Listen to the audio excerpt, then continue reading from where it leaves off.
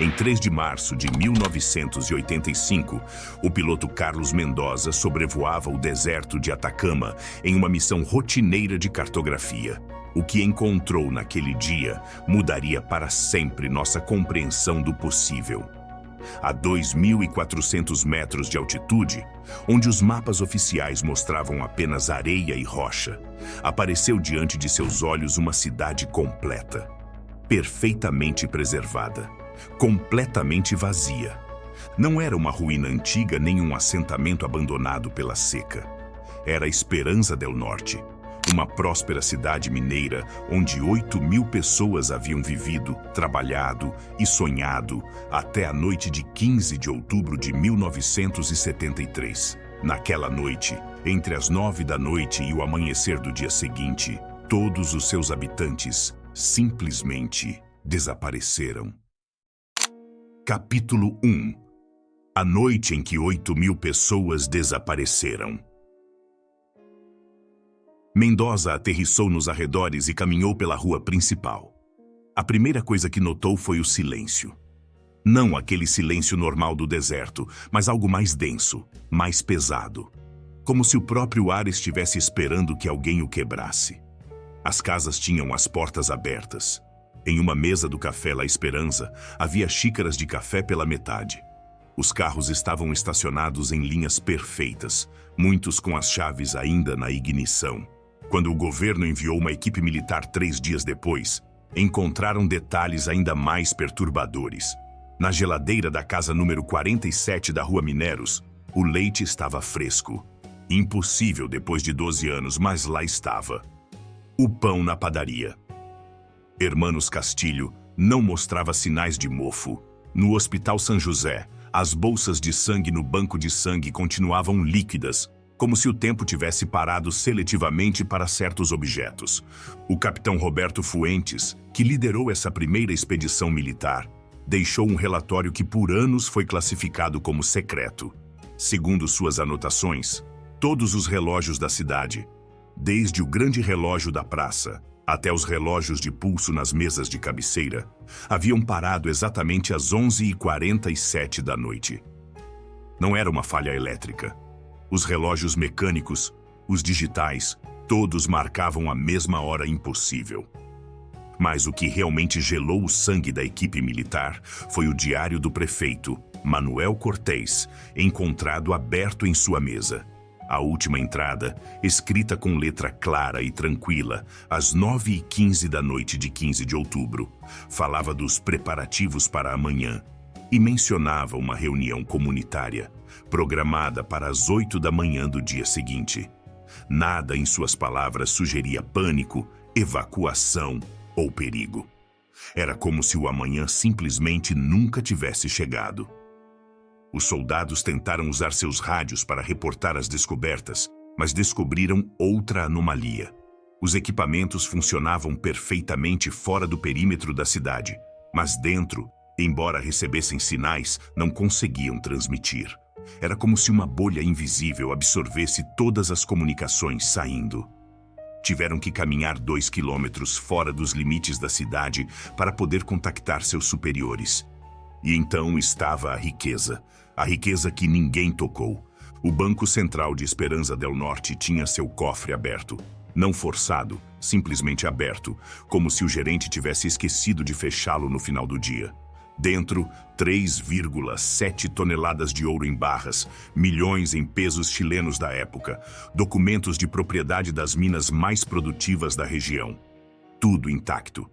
Na joalheria Diamantes del Desierto, as vitrines exibiam colares de esmeraldas colombianas e anéis de diamantes sul-africanos. Não havia vidros quebrados, não havia sinais de saque. As casas dos executivos mineiros contavam histórias similares. Na mansão do diretor da Companhia Mineira Esperanza, um Steinway de cauda esperava na sala, com uma partitura de Chopin aberta no suporte. Na garagem, 3 Mercedes-Benz importados, com os tanques cheios e as chaves em painéis perfeitamente etiquetados. Na adega, garrafas de vinho francês que valiam fortunas. Por que abandonar tudo isso? O que poderia fazer com que 8.000 pessoas deixassem para trás não só suas posses materiais, mas aparentemente suas próprias vidas em questão de horas. As primeiras teorias surgiram rapidamente. Estávamos em plena Guerra Fria, e o Chile havia vivido o golpe militar apenas um mês antes. Alguns sugeriram uma evacuação secreta por ameaça nuclear, mas não havia radiação. Outros falaram de inteligência sobre um terremoto catastrófico que nunca chegou. Mas os sismógrafos da época não registraram advertências. A teoria mais inquietante veio dos próprios mineiros de cidades próximas. Falavam em voz baixa sobre os túneis profundos de Esperança del Norte, sobre veios de cobre que se adentravam mais na terra que qualquer outra mina da região. Sussurravam sobre o equipamento de perfuração que havia sido retirado apressadamente 2 semanas antes do desaparecimento, sobre os engenheiros que se recusavam a falar do que haviam encontrado a 800 metros de profundidade. Os psicólogos militares, por sua vez, apontaram os relatórios de comportamento errático na população durante as semanas anteriores. O médico da cidade havia documentado um aumento de 400% nas consultas por insônia. A professora da escola primária havia enviado uma carta às autoridades educacionais mencionando que as crianças desenhavam obsessivamente espirais e falavam dos visitantes que vêm de noite. Mas nenhuma teoria explicava por que os pássaros evitavam sobrevoar a cidade, nem por que as bússolas giravam sem controle ao se aproximar da praça central. Capítulo 2. A cidade que o tempo esqueceu. Quando os primeiros arquitetos e engenheiros chegaram para estudar Esperança del Norte em 1986, esperavam encontrar uma cidade mineira típica do norte do Chile. O que descobriram os deixou sem palavras. A disposição urbana desafiava toda a lógica conhecida. As ruas não seguiam o padrão de grade tradicional, mas formavam uma espiral perfeita ao redor da praça central, como se toda a cidade fosse uma gigantesca mandala de concreto e asfalto. O engenheiro estrutural Luiz Vargas, que liderou a equipe de análise, documentou algo perturbador. Os edifícios principais, o teatro, a biblioteca, o hospital, não só eram arquitetonicamente avançados para 1973, continham elementos de design que simplesmente não existiam naquela época. O teatro, por exemplo, tinha um sistema acústico baseado em princípios que só se desenvolveriam nos anos 90. As ondas sonoras se distribuíam de maneira tão perfeita que um sussurro no palco podia ser ouvido claramente na última fileira dos 2.000 assentos. A biblioteca era outro enigma. Seus 50.000 volumes incluíam primeiras edições de clássicos literários, mas também havia uma seção completa de livros em idiomas que nenhum linguista pôde identificar completamente. Os símbolos pareciam uma mistura impossível de escrita cuneiforme, caracteres chineses antigos e algo completamente desconhecido. Um professor de línguas mortas da Universidade de Santiago passou 3 meses tentando decifrar apenas uma página. Sua conclusão foi inquietante. Quem quer que tivesse escrito esses textos conhecia sistemas de escrita que supostamente nunca haviam coexistido na mesma época ou lugar. Mas eram os detalhes da vida cotidiana que resultavam mais desconcertantes.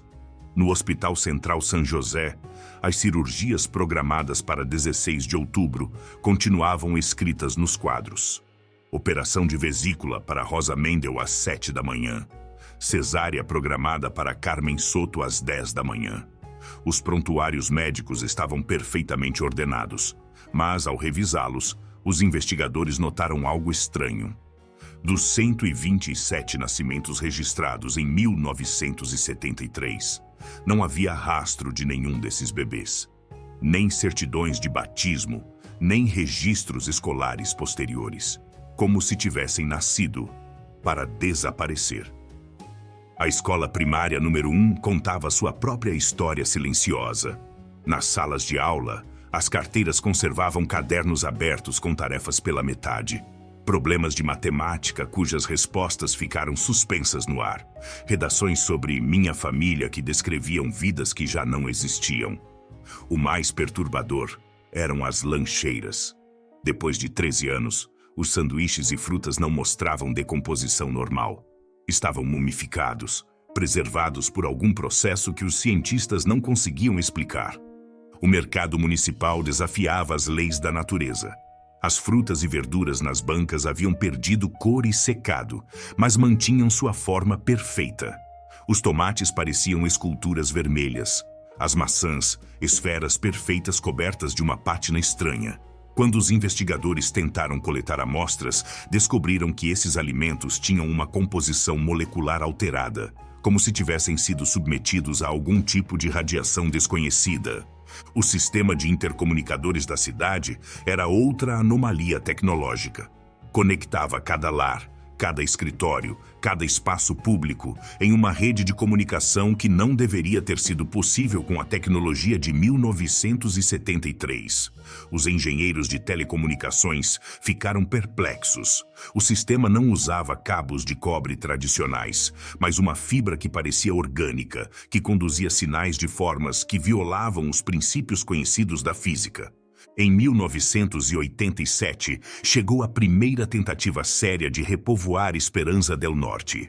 O governo, vendo o potencial econômico de uma cidade completamente equipada e as minas ainda produtivas, recrutou 50 famílias voluntárias. Ofereceram-lhes casas grátis, salários triplos e bônus por permanência. As famílias chegaram entusiasmadas. Instalaram-se nas melhores casas, matricularam seus filhos na escola, reabriram o mercado. Duraram exatamente 72 horas. Os testemunhos dos evacuados foram consistentes e aterrorizantes. Na primeira noite, todos tiveram o mesmo sonho. Sonharam que caminhavam pelas ruas da cidade, mas não estavam sozinhos. Figuras translúcidas os observavam das janelas, os seguiam pelas calçadas, sentavam-se em suas mesas durante o jantar. Não eram ameaçadoras, apenas presentes, observando, esperando. A segunda noite foi pior. As crianças começaram a falar dormindo em um idioma que seus pais não reconheciam. Os adultos acordavam exatamente às 11h47 da noite, sem exceção, com a certeza absoluta de que deviam sair de suas casas e caminhar até a praça central. Aqueles que resistiram ao impulso descreveram uma pressão mental insuportável, como se seus próprios pensamentos não lhes pertencessem. Para a terceira noite, as famílias estavam aterrorizadas. Os aparelhos elétricos ligavam sozinhos. Os rádios sintonizavam estações que transmitiam música dos anos 40, mas com letras que falavam de eventos futuros.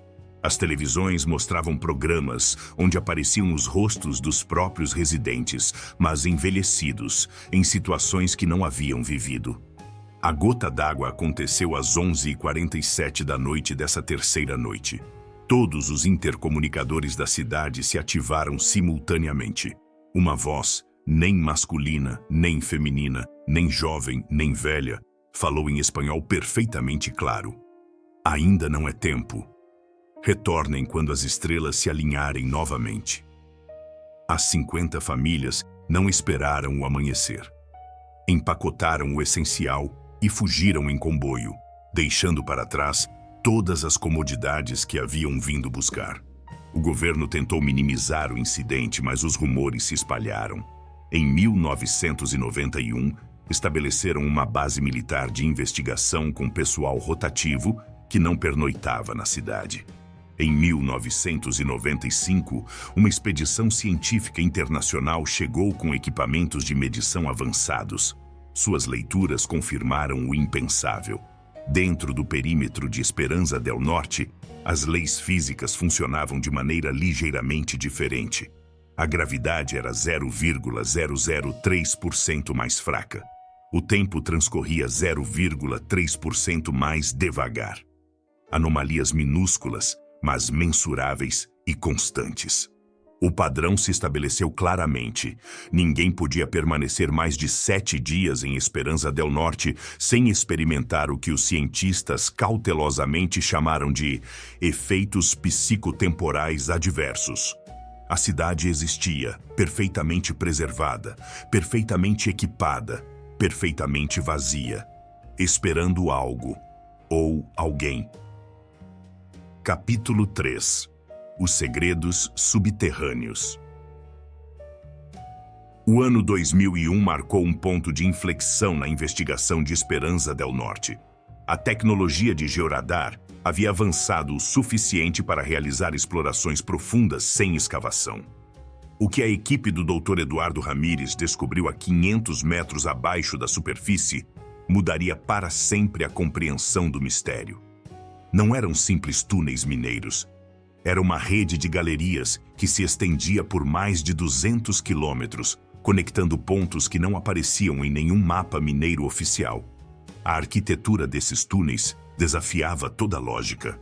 Enquanto as minas de cobre superiores mostravam a construção tosca típica da mineração industrial, esses túneis profundos exibiam uma precisão matemática perfeita.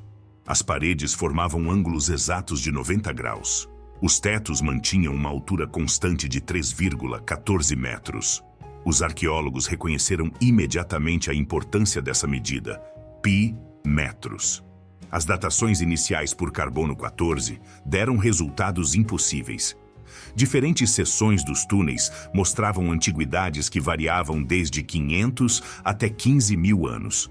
Mas o mais desconcertante era que as seções mais antigas mostravam a tecnologia mais avançada, como se a história tivesse fluído ao contrário neste lugar. A descoberta mais significativa ocorreu no que denominaram a Câmara dos Símbolos. As paredes estavam cobertas de inscrições que misturavam hieróglifos egípcios, runas nórdicas, caracteres maias e símbolos completamente desconhecidos. O impossível era que esses sistemas de escrita, separados por oceanos e milênios, se integravam em uma mensagem coesa. A doutora Patrícia Morales, especialista em línguas antigas, passou meses tentando decifrar o texto. Sua tradução parcial falava de os que esperam entre os mundos e o ciclo que se completa quando as estrelas lembram sua canção. Foi então que apareceram os documentos vazados. Um ex-funcionário do Arquivo Nacional, cuja identidade nunca foi revelada, entregou à imprensa cópias de arquivos classificados que datavam de 1968. O governo chileno havia conhecido sobre as anomalias da zona 5 anos antes de que se fundasse oficialmente Esperança del Norte. Mais inquietante ainda, a cidade havia sido construída especificamente naquele lugar como parte de algo chamado Projeto Esperança. Os documentos eram fragmentários, muitas páginas haviam sido censuradas ou destruídas, mas o que restava era revelador. O Projeto Esperança não era apenas uma operação mineira. Era um experimento de natureza não especificada que envolvia cientistas de múltiplas disciplinas, físicos, biólogos, psicólogos e, surpreendentemente, especialistas em mitologia comparada. A lista de residentes originais de Esperança del Norte acrescentava outra camada ao mistério. Dos 8.000 habitantes registrados, aproximadamente 2.400 a menos 30% não apareciam em nenhum outro registro civil chileno. Não tinham históricos anteriores, não tinham famílias rastreáveis, não tinham passado documentado. Simplesmente apareceram nos registros da cidade como se tivessem materializado do nada. Os relatórios médicos recuperados eram ainda mais perturbadores. O Dr. Alejandro Vasquez, médico-chefe do hospital entre 1970 e 1973, havia documentado mudanças genéticas sutis nas crianças nascidas na cidade. Nada dramático, pequenas variações na estrutura do DNA mitocondrial, ligeiras mudanças na atividade de certas enzimas. Mas essas mudanças seguiam um padrão consistente, como se a própria cidade estivesse modificando sutilmente seus habitantes. As comunicações interceptadas durante os dias anteriores ao desaparecimento pintavam um quadro de uma comunidade que sabia que algo extraordinário estava por acontecer. Mensagens codificadas falavam de preparação final, convergência iminente e transição programada. Uma mensagem particularmente críptica, datada de 14 de outubro de 1973, dizia: os testes confirmaram a ressonância. Iniciaremos na hora assinalada. Os que escolheram ficar devem estar em suas posições designadas. Em 2003, A equipe de espeleólogos que tentou explorar fisicamente os túneis profundos fez uma descoberta que desafiou toda a compreensão arqueológica. Em uma câmara a 700 metros de profundidade, encontraram o que só podiam descrever como tecnologia antiga.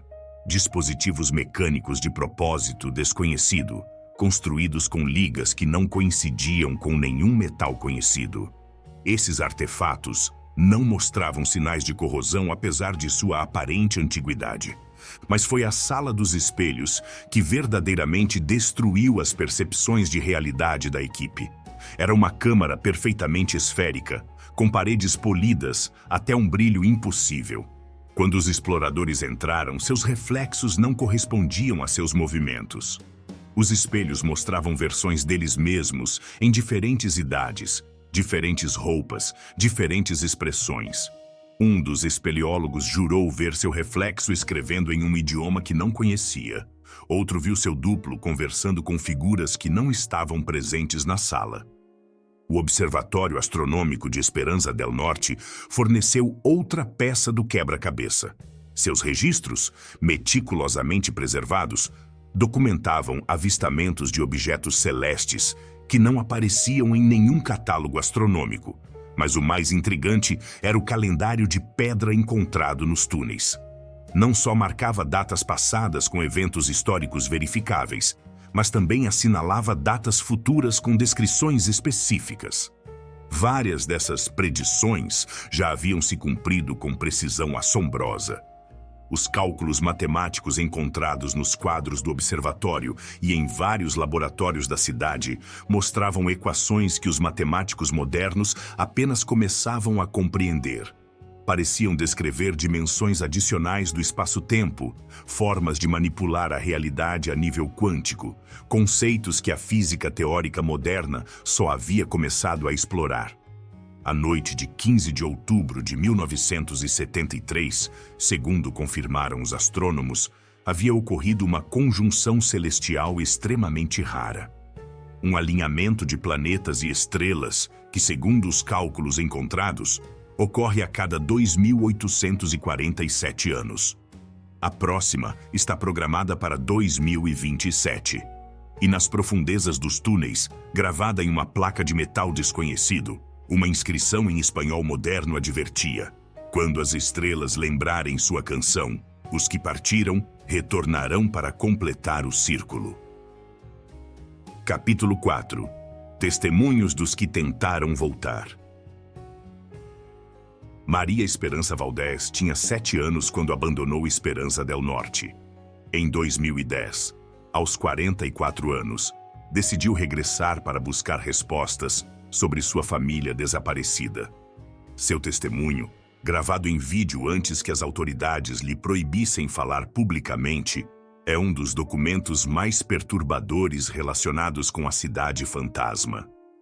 Meu pai trabalhava no turno noturno da mina, relatava Maria enquanto as lágrimas corriam por suas bochechas. Naquela noite de 15 de outubro, minha mãe me tirou da cama às 9 da noite. Disse que tínhamos que visitar a avó em Santiago urgentemente. Nunca tínhamos ido a Santiago. Não tínhamos avó lá. Maria lembrava da viagem de ônibus, sua mãe chorando em silêncio, recusando-se a explicar por que haviam deixado tudo para trás. Cresceram na pobreza, sua mãe trabalhando no que pudesse, sempre evitando falar de Esperanza del Norte. Foi só depois da morte de sua mãe em 2009 que Maria encontrou documentos que a levaram de volta. Quando entrou em sua antiga casa na rua Los Mineiros 247, tudo estava exatamente como se lembrava. Seus brinquedos na mesma posição, o vestido que sua mãe estava costurando para seu aniversário de 8 anos, ainda na máquina Singer. Mas na mesa da sala de jantar, encontrou algo que a gelou. Um álbum de fotos familiar que ela nunca havia visto. Nas fotografias aparecia ela mesma, mas mais velha, celebrando aniversários que nunca teve, formando-se em uma escola que nunca frequentou, casando-se com um homem que não conhecia. O mais terrível, sussurrava Maria na gravação, é que nessas fotos eu parecia feliz, mais feliz do que jamais fui. Na última página do álbum encontrou uma carta dirigida a ela, escrita com sua própria letra adulta. A carta descrevia uma vida em Esperanza del Norte que nunca viveu, falava de seus filhos, que nunca teve, e mencionava: quando ler isto, saberá que escolheu o outro caminho. Nós escolhemos ficar. Não há arrependimento. Nos vemos na convergência. Mas o golpe final chegou quando Maria encontrou na mesa de seu pai sua própria certidão de óbito, datada de 23 de maio de 1985. Causa da morte: transição dimensional incompleta.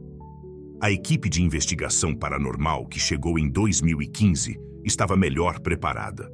12 investigadores com equipamentos de última geração, câmeras térmicas, detectores de campos eletromagnéticos, gravadores de ultrafrequência, medidores de radiação. Sua expedição de 7 dias está completamente documentada e os resultados desafiam qualquer explicação racional.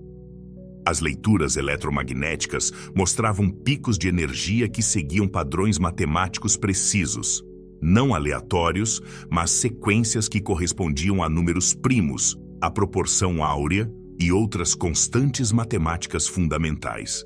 Era como se a própria cidade estivesse transmitindo uma mensagem codificada na linguagem universal da matemática.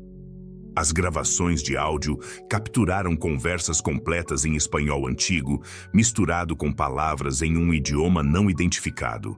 As vozes falavam de eventos cotidianos, preços do mercado, fofocas da vizinhança, planos para o fim de semana. Mas os eventos que descreviam não correspondiam a nenhuma época conhecida. Mencionavam tecnologias que não existem, lugares que não estão em nenhum mapa, pessoas que, segundo os registros, nunca nasceram. As câmeras térmicas revelaram o mais inquietante: figuras humanoides que mantinham uma temperatura constante de 36,5 graus Celsius, temperatura corporal humana normal, mas que não eram visíveis a olho nu. Essas figuras se moviam pela cidade seguindo rotinas específicas. Entravam nas casas em horários determinados, sentavam-se em lugares específicos, interagiam entre si, seguindo padrões sociais complexos. O 5º dia da expedição, ocorreu o incidente que forçou a evacuação. Às 11h47 da noite, 3 investigadores, a doutora Carmen Ruiz, o técnico José Palma e o cinegrafista Miguel Ángel Torres, entraram simultaneamente em estado de transe.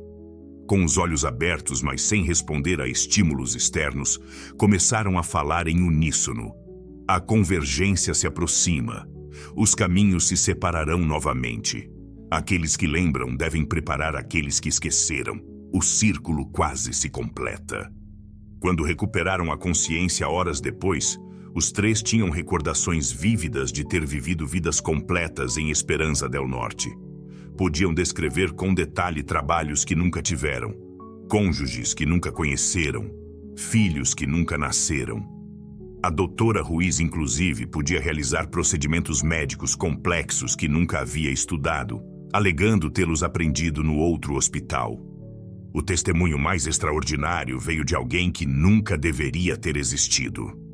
Em agosto de 2019, um homem que se identificou como Rodrigo Salinas contactou vários investigadores.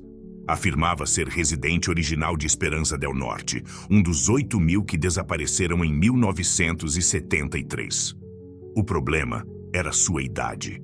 Dizia ter 78 anos, mas aparentava não mais que 35. O encontro foi gravado clandestinamente. Rodrigo descreveu com precisão detalhes da cidade que só alguém que tivesse vivido lá poderia conhecer. Falou do sabor específico do pão da padaria Hermanos Castilho, do som particular que fazia o velho projetor do cinema, de pessoas cujos nomes apareciam nos registros, mas que ninguém mais lembrava. Sua versão dos eventos de 15 de outubro era assombrosa em sua simplicidade. Não desaparecemos. O mundo exterior desapareceu para nós. Continuamos aqui. Sempre estivemos aqui. Vivemos entre os momentos, nos espaços que existem entre um segundo e o seguinte. Para nós passaram dias, para vocês, décadas. Quando lhe perguntaram por que havia retornado, sua resposta foi ainda mais perturbadora.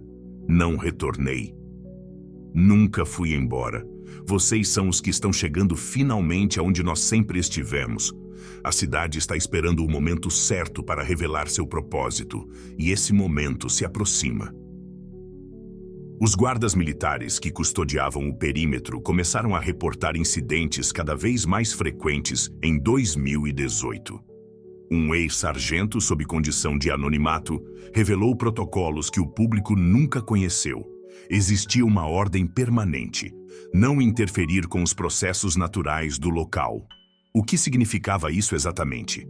Os guardas tinham proibido investigar luzes anômalas, sons inexplicáveis, ou as figuras que ocasionalmente se viam movendo-se entre os edifícios. O pior eram as mudanças, confessou o ex-militar. Às vezes fazias a ronda e havia uma casa nova que não estava no dia anterior. Ou uma rua mudava de direção. Ou encontravas um parque com brinquedos infantis enferrujados onde juravas que havia um estacionamento vazio. Os drones eram derrubados sistematicamente por algum tipo de pulso eletromagnético se tentassem sobrevoar o centro da cidade.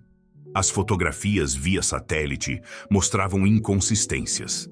Imagens tiradas com minutos de diferença mostravam configurações diferentes de edifícios, como se a cidade existisse em múltiplos estados simultâneos.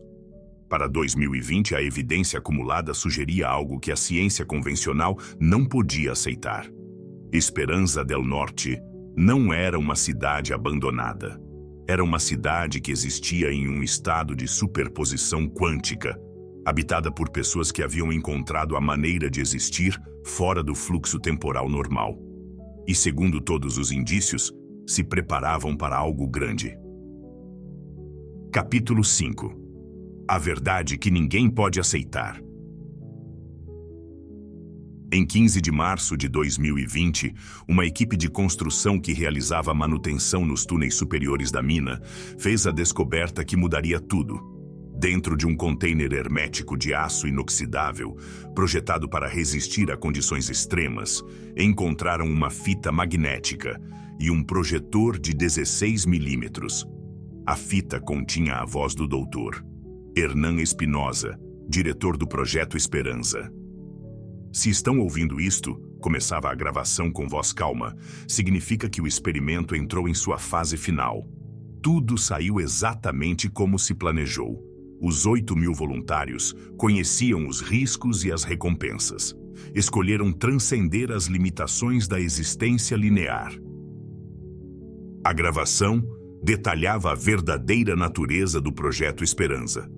Não era uma operação mineira encoberta. Era um experimento de física quântica aplicada em escala massiva, projetado para criar o que Spinoza chamava de transição dimensional controlada. Os habitantes de Esperanza del Norte não haviam sido vítimas. Haviam sido participantes voluntários na tentativa mais ambiciosa da humanidade de superar as barreiras do espaço-tempo. Descobrimos que a consciência coletiva, quando se alinha com precisão matemática em condições geográficas e astronômicas específicas, pode alterar a estrutura fundamental da realidade, explicava Spinoza. Os antigos sabiam. Os construtores dos túneis sabiam. Nós só redescobris e aperfeiçoamos a técnica. O filme que acompanhava a gravação mostrava os preparativos finais. Milhares de pessoas reunidas na praça central, formando padrões geométricos precisos. Crianças, adultos, idosos, todos se movendo com uma sincronização perfeita, como se fossem células de um organismo maior. No centro, um dispositivo que parecia combinar tecnologia moderna com elementos dos artefatos antigos encontrados nos túneis. Às 11h47 da noite de 15 de outubro de 1973, o dispositivo se ativou. O filme mostrava como o próprio ar parecia se cristalizar, como a luz se dobrava em ângulos impossíveis, como as pessoas começavam a brilhar com uma luminescência suave.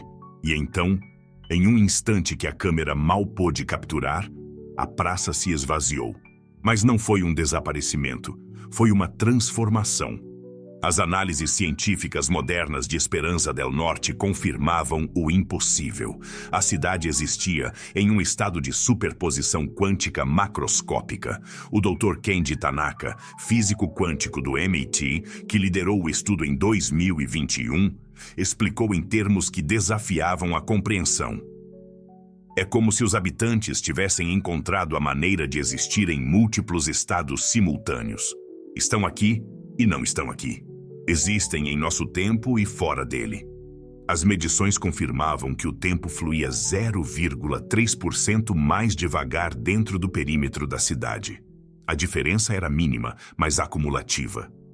Nos 47 anos desde o desaparecimento, os habitantes teriam experimentado aproximadamente 2 meses menos de tempo que o mundo exterior.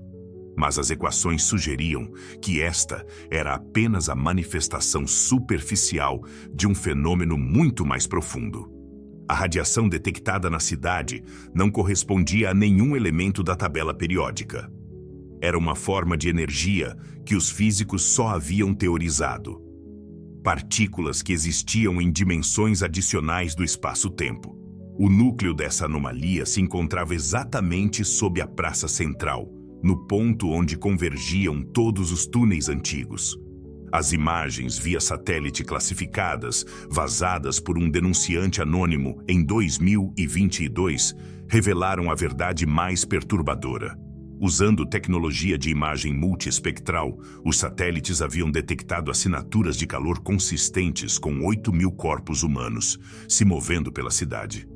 Mas essas figuras só eram visíveis em espectros muito específicos de luz, frequências que o olho humano não podia perceber naturalmente.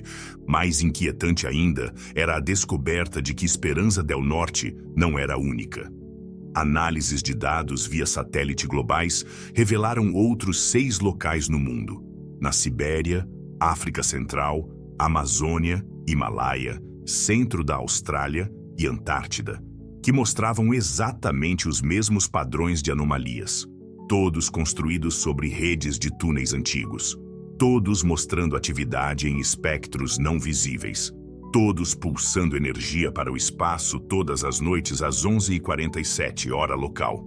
O padrão sugeria uma rede global, um sistema planetário projetado com um propósito que apenas começávamos a compreender.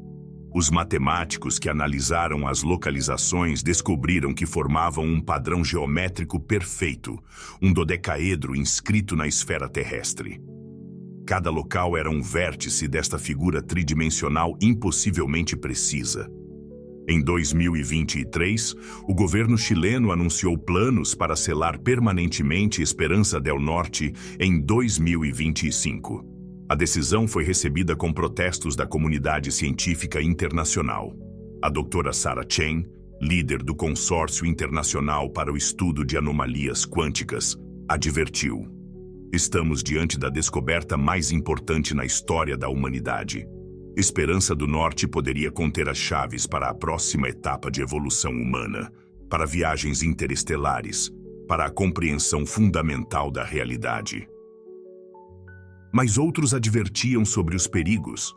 Os relatórios psiquiátricos de quem havia passado tempo na cidade mostravam mudanças permanentes na estrutura cerebral, novas conexões neurais que não deveriam ser possíveis, habilidades cognitivas expandidas, mas acompanhadas de uma desconexão gradual com a realidade consensual. Os cálculos mais recentes, baseados na progressão das anomalias, sugeriam que algo significativo ocorreria em 2027, a mesma conjunção astronômica que havia ocorrido em 1973 se repetiria. A energia emitida pelos 7 locais estava aumentando exponencialmente. As equações prediziam um ponto de inflexão, um momento onde a barreira entre as dimensões seria suficientemente fina para... Para o que exatamente? Ninguém podia dizer com certeza. Uma anciã Mapuche que vivia perto de Esperança del Norte expressou de maneira mais poética: quando retornarem, o mundo terá mudado para recebê-los, ou talvez nós tenhamos mudado para poder vê-los. A cidade espera. Sempre esperou. E quando as estrelas cantarem a canção antiga, os dois mundos voltarão a ser um. As últimas medições de 2024 mostraram algo extraordinário. Ao entardecer, quando a luz do sol atingia a cidade no ângulo preciso, as sombras projetadas não correspondiam aos edifícios visíveis. Eram sombras de estruturas mais altas, mais complexas, como se por um momento o véu entre dimensões se tornasse translúcido. E nessas sombras, 8.000 silhuetas humanas se moviam com propósito, continuando vidas que haviam escolhido viver além dos limites de nossa compreensão. Esperanza del Norte permanece, esperando. Os relógios continuam marcando 11h47. As casas continuam vazias para nossos olhos. Mas cada noite, quando as estrelas se alinham sobre o deserto de Atacama, a cidade pulsa com uma energia que promete revelar verdades que a humanidade talvez não esteja pronta para aceitar. A cidade que ficou desabitada para sempre poderia ser, na realidade, a mais habitada de todas. Só que seus residentes escolheram habitar em um para sempre diferente do nosso. E enquanto o sol se põe sobre Esperanza del Norte cada dia, 8.000 sombras se projetam de edifícios vazios, esperando o momento em que dois mundos voltem a ser um. Capítulo 6. O eco do que fomos. Há algo que todos esses lugares têm em comum. Algo que vai além de suas histórias individuais de abandono e mistério.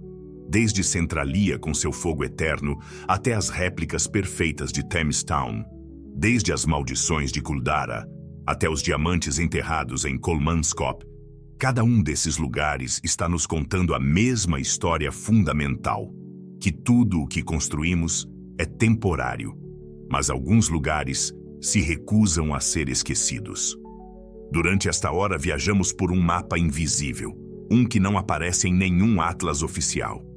É o mapa dos lugares que ficaram inabitados para sempre, cada um por razões completamente diferentes, mas todos unidos por essa estranha qualidade de permanecer presentes em sua ausência. Centralia nos ensinou que às vezes a própria terra se rebela contra nós, um fogo que leva 60 anos ardendo sob nossos pés, convertendo uma cidade mineira normal em uma paisagem alienígena, onde o solo alcança temperaturas de forno. Todd Domboski, caindo naquele buraco de gases venenosos em 1980, não foi apenas um acidente. Foi o momento em que a Terra disse à humanidade: vocês não podem mais viver aqui. E a questão é que Centralia continua lá.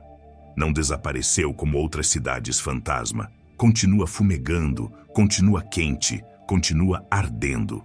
Os cientistas dizem que vai continuar assim por outros 250 anos. É como se o lugar tivesse desenvolvido sua própria vida, uma vida que não precisa de humanos. Mas depois está Kuldara, onde o abandono foi ainda mais misterioso. 1.500 pessoas que simplesmente sumiram em uma única noite em 1825. Não houve fogo, não houve guerra, não houve desastre natural. Apenas uma decisão coletiva tão radical que é quase impossível de acreditar. Os Paleobrahmins preferiram desaparecer antes de se submeter à humilhação, e de quebra amaldiçoaram o lugar para que ninguém mais pudesse habitá-lo jamais. O louco é que a maldição funcionou. Por 200 anos, cada tentativa de reassentamento falhou. Famílias que se mudam para as casas abandonadas relatam sonhos tão vívidos que não conseguem dormir. Animais que se recusam a ficar. Cultivos que falham sem explicação. Os pesquisadores modernos documentaram anomalias eletromagnéticas, pontos frios inexplicáveis em pleno deserto, equipamentos digitais que falham sistematicamente nos mesmos lugares. A maldição é real? Ou é o poder da crença coletiva reforçada durante gerações? No final, não importa. O resultado é o mesmo. Kuldara continua vazia, preservada no momento exato de seu abandono, como uma fotografia de uma comunidade que escolheu a extinção antes da desonra. Hashima Island nos contou outra história. Aqui não houve maldições nem fogos subterrâneos. Foi puro capitalismo industrial em sua forma mais extrema. 480 metros por 160 metros, abrigando mais de 5.000 pessoas em 1959, convertendo-se no lugar mais densamente povoado do mundo. Uma fortaleza de concreto que se erguia diretamente das ondas do oceano. As famílias viviam em apartamentos de poucos tatame mats, subiam e desciam escadas estreitas sem elevadores, criavam seus filhos em varandas que davam para o mar infinito. Era uma civilização vertical, completamente artificial, sustentada por túneis de carvão que se estendiam mais de 1 quilômetro sob o oceano. E quando o petróleo substituiu o carvão como combustível, tudo terminou em meses. No dia 20 de abril de 1974, o último residente abandonou a ilha.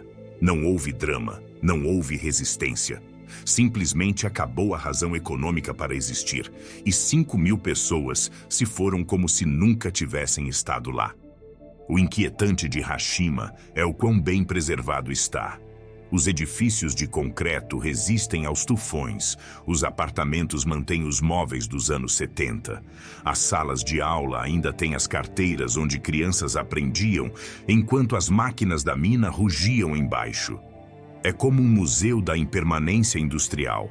Um lembrete de que mesmo as comunidades que parecem mais sólidas podem evaporar da noite para o dia.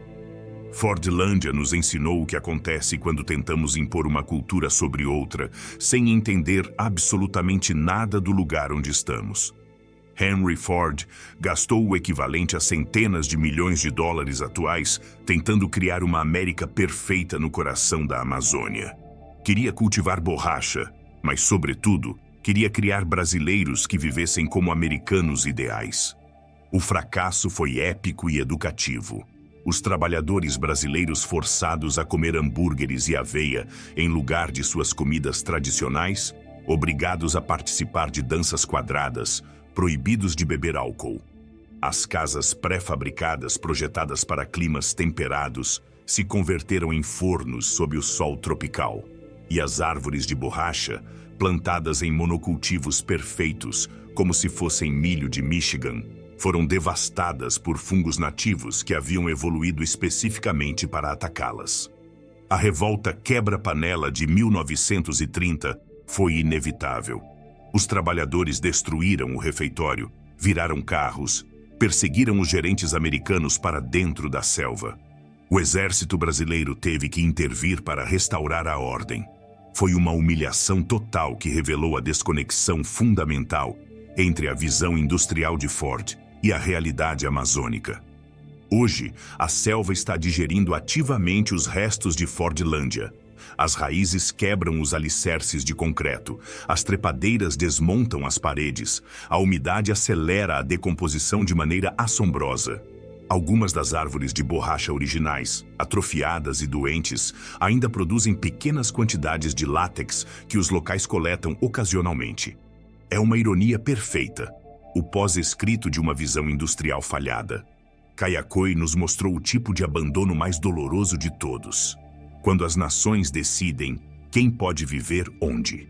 A Convenção de Lausanne, de 1923, não foi uma guerra nem um desastre natural. Foi um documento assinado na Suíça que decretou que 10.000 gregos ortodoxos que haviam vivido nessas colinas durante mais de 2.000 anos já não podiam ficar porque eram do tipo religioso incorreto. O intercâmbio de populações se apresentou como uma solução humanitária e civilizada. Famílias inteiras tiveram semanas para empacotar o que pudessem carregar e abandonar casas onde haviam nascido seus bisavôs. Os muçulmanos turcos que deviam substituí-los nunca chegaram em números suficientes, e muitos dos que chegaram encontraram a atmosfera tão opressiva que se foram para outros lugares. O que ficou é uma cidade congelada no momento da evacuação. As igrejas ortodoxas conservam seus afrescos, as casas mantêm os móveis originais, as fotografias familiares continuam espalhadas nos pisos.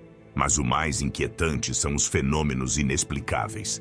Famílias que tentam viver nas casas restauradas relatam sonhos vívidos dos habitantes anteriores Conversas em grego que ecoam em casas vazias, sinos fantasma que soam em dias de festa ortodoxos. As crianças que visitam Kayakoi frequentemente demonstram conhecimentos que não deveriam ter, apontando casas específicas e descrevendo as famílias que viviam lá, nomeando igrejas que nunca viram antes. Quando lhes perguntam como sabem essas coisas, não conseguem explicar e geralmente esquecem os detalhes uma vez que saem da cidade, como se a informação pertencesse ao lugar e não a eles. Kolmanskop nos deu a visão mais bela do abandono. No deserto do Namibe, onde as dunas mais antigas da Terra se movem com ventos que sopram há milhões de anos, construiu-se o que foi temporariamente o lugar mais rico per capita do mundo. Diamantes literalmente espalhados na superfície como joias de um deus que havia perdido seu estojo. Mas a areia sempre esteve esperando. Desde o primeiro dia, equipes inteiras trabalhavam exclusivamente removendo areia das ruas e edifícios.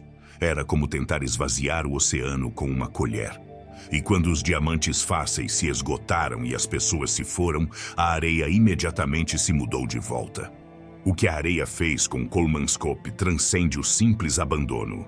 Não destruiu os edifícios, os preservou e os transformou. O papel de parede mantém suas cores originais, protegido pela areia que o cobre. Os móveis europeus emergem das dunas como esculturas modernas. Cada cômodo conta uma história diferente da relação entre ambição humana e força natural. Caminhar por Kolmanskop hoje é como percorrer um museu onde as exibições mudam constantemente, mas nunca perdem seu poder de assombro. O hospital tem areia até a cintura, mas a mesa cirúrgica ainda se ergue sobre as dunas como uma ilha. O salão de baile conserva seu lustre elegante pendurado sobre um piso transformado em colinas de areia que se remodelam a cada vento.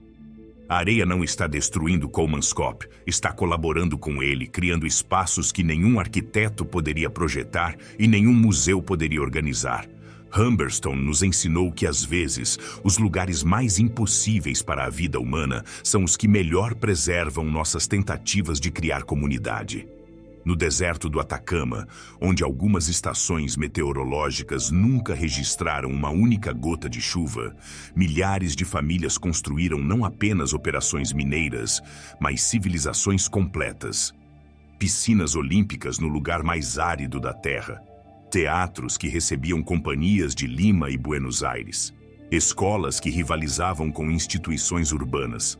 Tudo sustentado pela extração de salitre, o ouro branco que fertilizou o mundo e fabricou explosivos, até que os sintéticos o tornaram obsoleto da noite para o dia. A preservação em Humberstone é quase sobrenatural. As etiquetas de produtos continuam legíveis na loja da companhia. Os frascos de medicamentos conservam as instruções em múltiplos idiomas. A barbearia mantém os cabelos do último cliente no chão. É como se o tempo tivesse parado no dia em que fecharam as operações. Mas o mais tocante são os espaços recreativos. Os assentos do teatro, embora descoloridos, ainda mostram as impressões dos corpos que os ocuparam durante décadas de entretenimento. O piso do salão de baile mapeia os movimentos de incontáveis danças, onde diferentes nacionalidades se misturavam de maneiras impossíveis em seus países de origem. A piscina vazia conserva o trampolim de onde crianças se lançavam na água importada sob o olhar de pais que haviam viajado milhares de quilômetros para dar melhores vidas às suas famílias. E, finalmente, Thames Town, que nos mostrou o tipo mais estranho de abandono. Um lugar construído para a vida, mas habitado principalmente por simulações de vida. Uma réplica perfeita da Inglaterra nos subúrbios de Xangai. Tecnicamente superior a muitas cidades inglesas reais, mas carente da alma que se desenvolve organicamente durante gerações. Thames Town existe em um estado perpétuo de antecipação, esperando uma comunidade que nunca chegou completamente.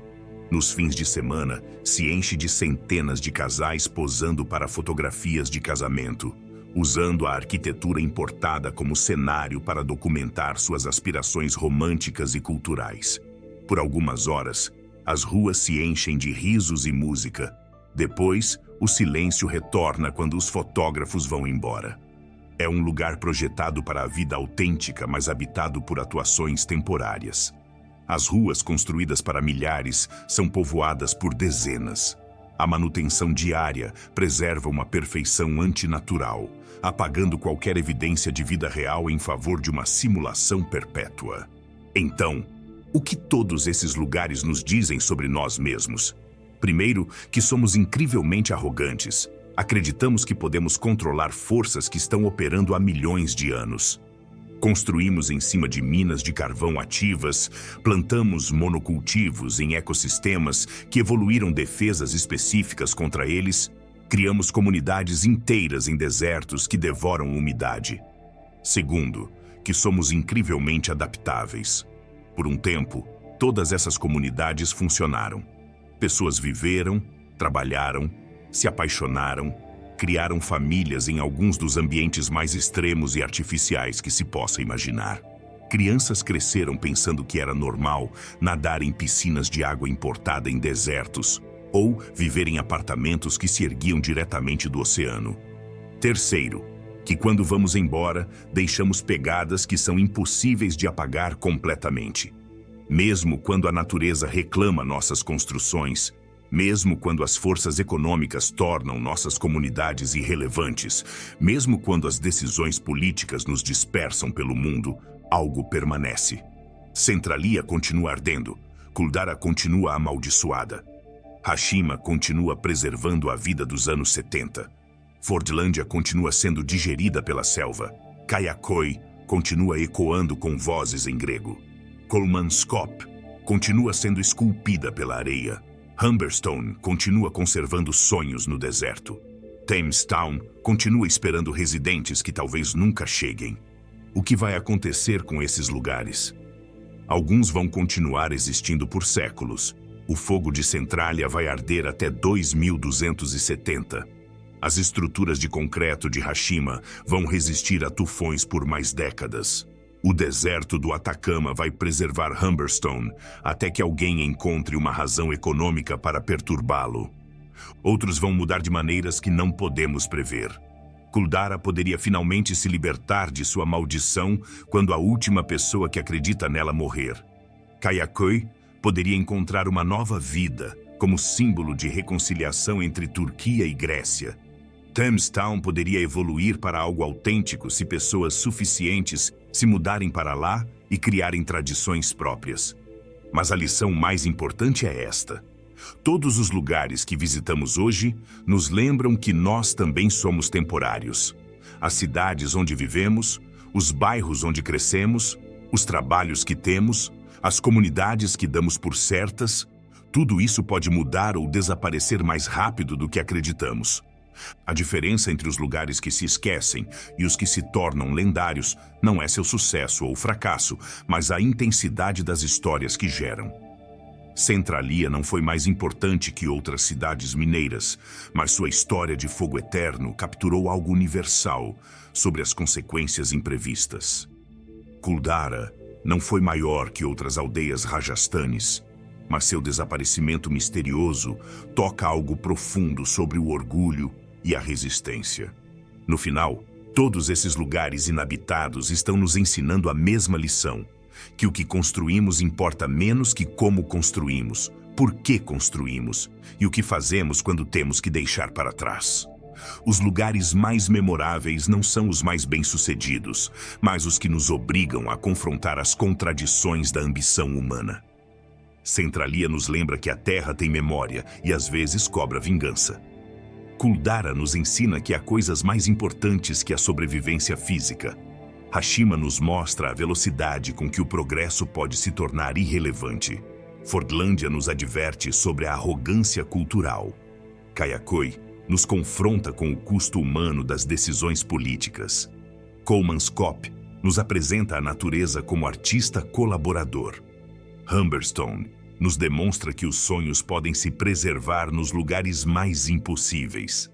Thamestown nos pergunta o que significa autenticidade em um mundo de simulações.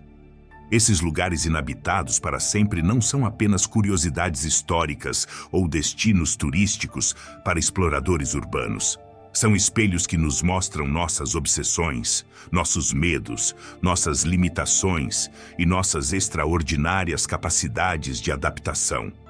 E enquanto nós continuamos construindo, expandindo, sonhando com permanência em um mundo que muda constantemente, esses lugares continuarão lá, como lembretes silenciosos de que tudo o que acreditamos sólido pode se converter em fumaça, areia, memória ou mistério.